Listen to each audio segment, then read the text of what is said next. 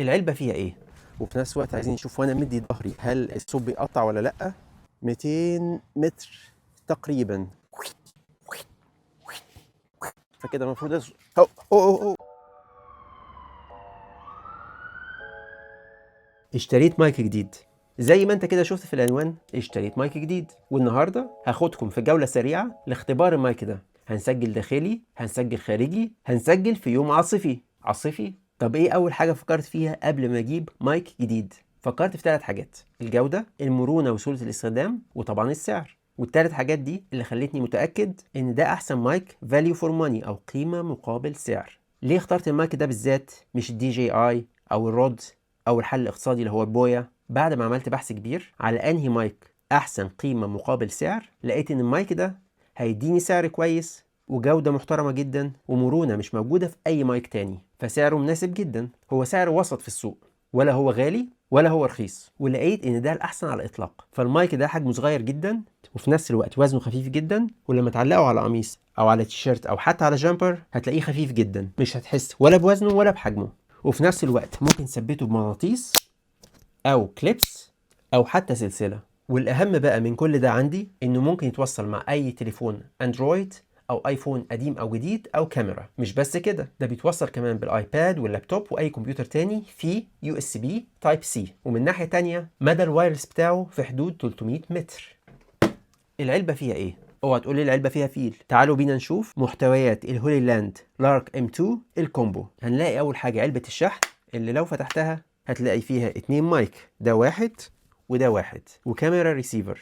وهتلاقي كمان 2 ريسيفر، ده يو اس بي تايب سي وفي واحد في الموبايل هنا اللايتنج كونكتور. الريسيفر اليو اس بي تايب سي ده ممكن يشتغل مع اي موبايل اندرويد او اي موبايل ايفون من ايفون 15 واحدث، وفي نفس الوقت ممكن يشتغل مع اي تاب او اي لابتوب او اي كمبيوتر في يو اس بي تايب سي. وهتلاقي الريسيفر التاني اللايتنج كونكتور عشان يشتغل مع اي ايفون قديم. وهتلاقي معاه كمان 2 كليبس ممكن توصله على المايك بحيث تعلقه على هيئة القميص او الكاب.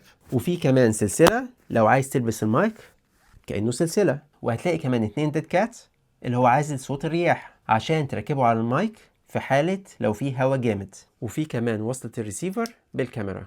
وفي كمان وصلة يو اس بي عشان تشحن التشارجنج كيس. وهتلاقي كمان استيكرات لو عايز تغطي اللوجو بشكل من الاشكال الظريفه دي. وهتلاقي كمان انستراكشن في شرح كامل ازاي تشغله. وفي الاخر هتلاقي كيس تقدر تحط فيه كل الحاجات دي عشان مفيش حاجه تضيع. تعالوا بقى نشوف بالتجربه العمليه المايك ده يستحق الضجه اللي حاصله حواليه، وهل هو فعلا من احسن المايكات الموجوده في السوق دلوقتي حتى في وجود انواع زي الرود او الدي جي اي. يلا بينا. من الحاجات كنت بدور عليها في المايك الجديد كنت بدور على حاجه وايرلس ويكون مداها كبير بحيث لو عايز ابعد عن الكاميرا بمسافه كافيه صوتي يفضل واضح. فالمايك ده المفروض المدى بتاعه لغايه 300 متر، وهنجرب مع بعض بالتجربه العمليه ونشوف جوده الصوت لما نبقى بعيد عن الكاميرا. انا كده حوالي على بعد متهيألي 50 متر تقريبا.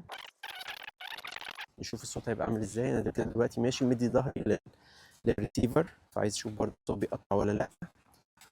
جدا مدي وشي قصدي للريسيفر، فكده المفروض كده انا بعد تقريبا 75 متر. فين كده؟ انا مش عارف انا باين ولا لا. انا كده بعيد جدا بس مش عارف انا باين ولا لا. همشي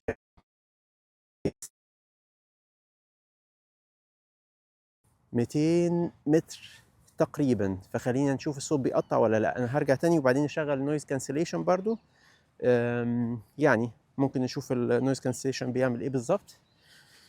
ده كده تجربة عملية للهولي لاند لارك مارك 2. طيب خلينا نروح لغاية المبنى اللي هناك ده حوالي على بعد 100 متر برضو. خلينا نمشي كده، همشي بظهري كله بحيث نشوف الايه.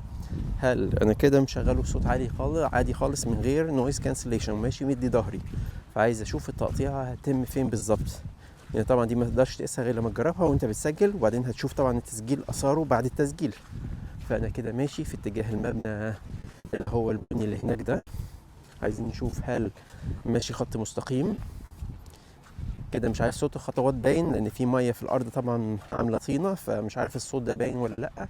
انا كده ماشي لغايه المبنى اللي هناك ده، وفي نفس الوقت عايزين نشوف وانا مدي ظهري هل الصوت بيقطع ولا لا. يعني انا برضو ايه مش عارف في تأثير، لا انا شايل حاجات على ظهري كمان، هل ليها تأثير في العزل؟ يعني شايل شنطة والشنطة دي جواها كاميرا والكلام ده كله، فمش عارف هل ده ليه تأثير ولا لا. فكده هنشوف لو انا رايح من غير نويز كانسليشن ومدي ظهري المسافة دي كلها. طبعا وانا راجع هيبقى الوضع مختلف، ان هيبقى وشي هيبقى للريسيفر، فمفيش حاجة قاطعة الطريق بيني وبين الريسيفر. هروح لغاية هناك وارجع تاني، معرفش شايفيني ولا لا. يعني كده تقريبا 100 متر، لو كده قلنا ايه، انا كده 100 متر. خلينا بقى ايه نرجع تاني كده، انا وشي للريسيفر. فعلى ما اعتقد ان يبقى فيه من هنا مش هيبقى فيه تقطيع صوت، لان هو مدى المايك هم بيقولوا انه 300 متر زي ما بيقولوا.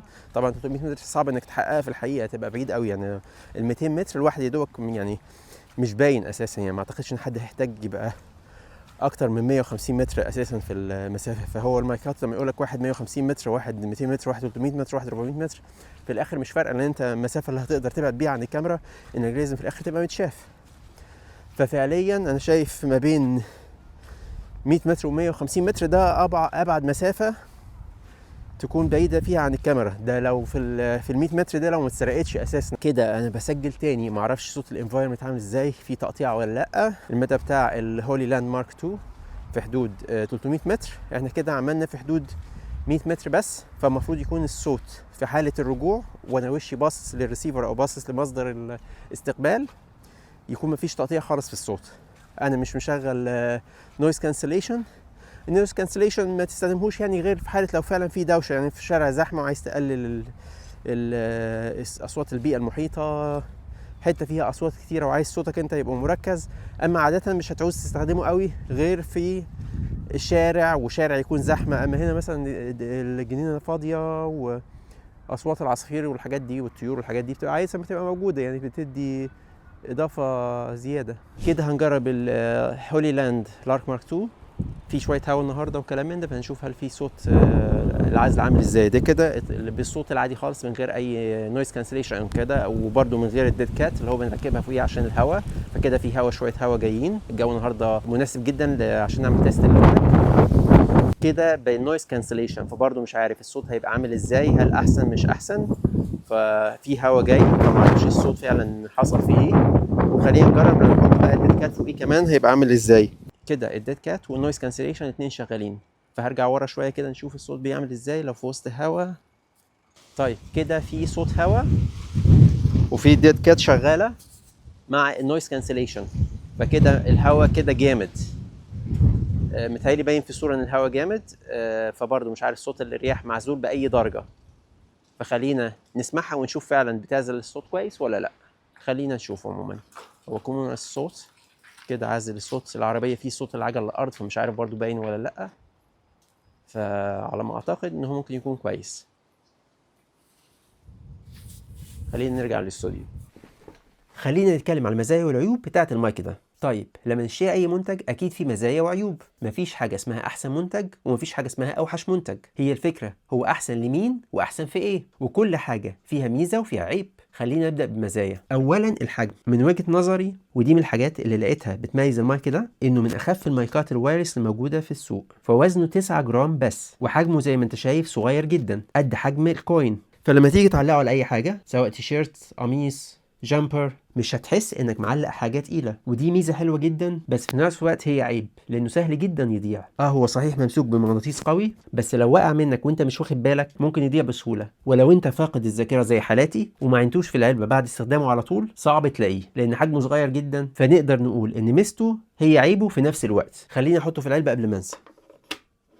تاني حاجة المرونة وسهولة الاستخدام. أما بقى الحاجة اللي شدتني جدا للمايك ده إن ممكن أوصله على أي نوع من أنواع الموبايلات، سواء أيفون قديم أو أيفون جديد أو أندرويد، باللايتنج كونكتور أو باليو اس بي تايب سي. وكمان أوصله بالكاميرا، فدي مرونة ممتازة. وزي ما بيتوصل بالكاميرات والموبايلات ممكن توصله بالآيباد، باللابتوب، بأي كمبيوتر فيه يو اس بي تايب سي. فلو عايز حتى تحسن جودة الصوت في اللابتوب بتاعك هتوصله مباشرة وتسجل على الكمبيوتر بجودة الصوت أحسن بكتير. تاني ميزة لما توصل الريسيفر بتاع الموبايل بالموبايل فهو بياخد الطاقة بتاعته من الموبايل على طول، وفي نفس الوقت الريسيفر ده في وصلة USB بحيث تقدر تشحن الموبايل عن طريق الريسيفر. اما بقى بالنسبة لسهولة الاستخدام فمع حجمه الصغير في زرار واحد في الجنب لو دوست عليه دوسة طويلة هتشغله او تطفيه، وفي لمبة من قدام لما يشتغل هتلاقي اللمبة لونها ازرق وده معناه انه بيسجل عادي. وفي نفس الوقت لو دوست عليه دوسة واحدة من الجنب هتلاقي لونه قلب اخضر، ده معناه دلوقتي ان النويز كانسليشن شغال.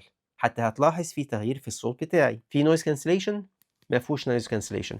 ونفس الزرار ده لو دوست عليه مرتين ممكن يشغل التسجيل الفيديو او يوقف تسجيل الفيديو. فممكن لو بتصور نفسك لوحدك خالص تعمل دبل كليك عليه اشتغل تسجيل فيديو، عايز توقفه تدوس دبل كليك عليه كمان مرة يوقف الفيديو. قمة السهولة بزرار واحد بس. اخر ميزة من حيث السهولة والمرونة، ودي ميزة جامدة جدا، انك لو موصل الريسيفر على الموبايل وسجلت حاجة فتقدر تسمع الصوت مباشرة من غير ما تعوز تفصل الريسيفر. واي حد بيوصل المايك بتاعه سواء وايرد او وايرلس على الموبايل هيفهم قصدي ايه. رقم 3 الشحن والبطارية. برضو من مميزات المايك ده ان البطارية بتاعته بتفضل لمدة 30 ساعة، يعني ده معناه ان ممكن تستخدم المايك ده وتسجل كذا مرة خلال الاسبوع بشحنة واحدة، وممكن كمان لغاية 10 ساعات متواصل لكل مايك. ولما تحطه في التشارجنج كيس بتاعته ممكن يشحن تاني في اقل من ساعتين. رابع حاجة السعر. من ناحية السعر فنقدر نقول ان سعره وسط في السوق، ولا هو غالي بالنسبة للمايكات ولا هو رخيص. فانت بتاخد جودة محترمة جدا بنص سعر او تلت سعر المايكات التانية اللي سمعتها سابقاها زي رود مثلا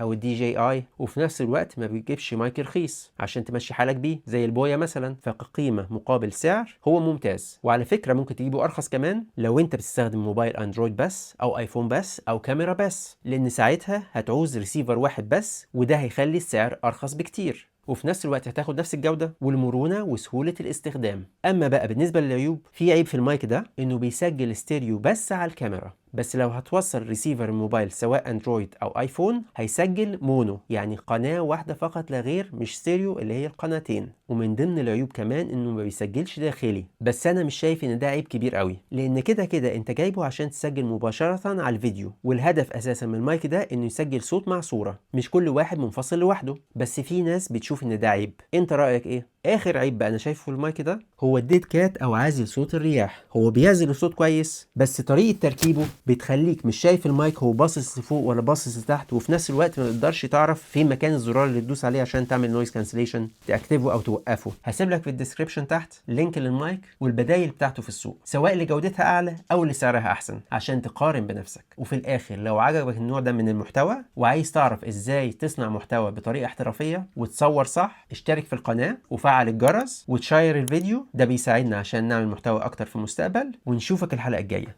سلام. لا انا بهزر، ده مش صوت المية، ده صوت انا.